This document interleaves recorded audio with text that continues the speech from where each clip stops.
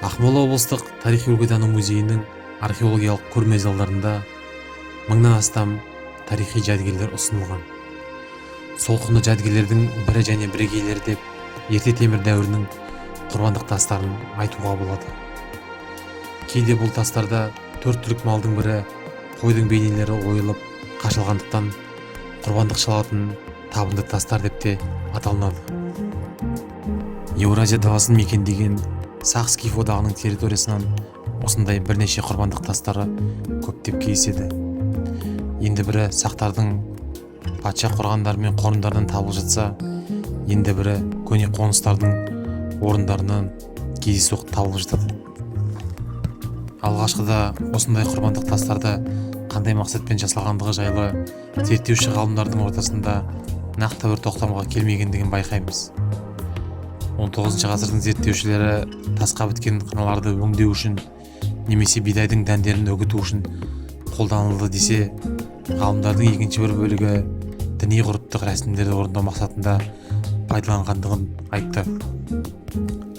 Кейіннен 1947 жылы Кеңес үкіметі заманының зерттеуші археологы, Сақ скифтік бағыттағы көне кезеңнің білікті маманы Борис Николаевич Краковтың пережитки матриархата у Сарматов атты еңбегінде көшпенділер үшін өздерімен бірге алып жүруге қолайлы болған бұл құрбандық тастар жайлы жеке әулеттік немесе рулық меншікте пайдаланғандығын және де діни ғұрыптық мақсатта отпен аластау үшін, отқа табынудағы рәсімдерді орындау үшін қолданылды деген өз зерттеулерін келтіреді. Ал енді нақты қойдың басы бедерленген құрбандық тастар жайлы кеңінен тоқталатын болсақ, Ресейдің оңтүстігі мен Қазақстанның солтүстік аймақтарында көптеп кездеседі. 2004 жылы жарыққа шыққан Черникованың каменная скульптура лесостепной Азии эпохи полиметалла атты еңбегінде осындай құрбандық шалатын табынды тастардың 47 данасын көрсетіп берді. Сол зерттеулердің ішінде Ақмола облыстық тарихи-өлкетану музейінде тұрған жәдігерлерде анық көрсетілген. Ең бір қызығы, осы 47 дана құрбандық шалу тастарының басым бөлігінен бір типтілігін байқауға болады. Тіпті қой малының басын қашап жасаудағы ұқсастығына қарағанда бір шебердің қолынан шыққаны ма деген ойға келесің. Мұрындарын бейнелегенде бірдей тамшы формасында келтіргендігін де көруге болады. Мысалға келтіретін болсақ, 1995 жылы Зеренді ауданының Кенеткөл елді мекенінен кездейсоқ табылған құрбандық шалу тасын көруге болады. Ресейдің Орынбор қаласы маңынан жер жырту барысында табылған құрбандық шалу тасы.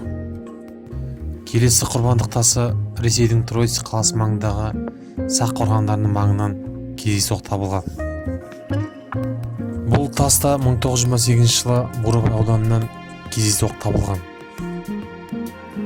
Өздеріңіз байқағандай, барлық құрбандық шалу табынды тастарының жер жырту барысында немесе Сақ қорғандары маңынан кездейсоқ табылғандығына қарағанда, ерте темір дәуіріндегі өмір сүрген Сақ тайпаларының белгілі бір мерзімде ғана діни ғұрыптық рәсімдерді орындау үшін пайдаланғандығын көруге болады. Сонымен қоса, табылған осындай тас құрбандықтардың өлшемдері де бір-бірлеріне жақын келеді. Ұзындықтары 30-35 сантиметрді құраса, ендері 21-25 сантиметрді құрайды. Ал тастардың қалыңдықтары 5-6 сантиметр шамасында.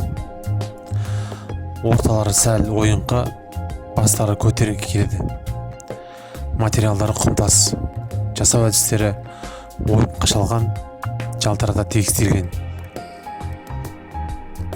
Енді осындай мәліметтерден кейін бұл тас құрбандықтарда неліктен қой малының бейнесі бедерленген деген сұрақтар туындайды. Халық аузындағы ұғымдарда төрт түлік малға қатысты ежелгі замандардан бері келе жатқан түсініктер бар. Соған сай жылқы малы желден, сиыр судан, түйе шөлден, ешкі тастан, қой малы оттан жаралған деген. Осы түсініктерге қарағанда тас құрбандықтарда қойдың басы неліктен салынғандығы енді ғана нақты аңғарыла бастағандай болады. Қорыта келе Қазақстан жерін мекендеген Сақ тайпаларының отқа, жылқыға, күнге табынатындығын тарихи тұрғыдан анықталып отыр. Антик деректемелер мен көне ирандық деректемелерде сақ тайпаларының басты құдайы күн болғандығын анық көрсетеді. Осылайша осы құрбандық тастар арқылы ата-бабалардың аруақтарына сыйынып құрбандыққа қой шалынатын болса, екінші жағынан отқа, күн құдайына табыну арқылы зұлым күштерден қорғайды деп сенген.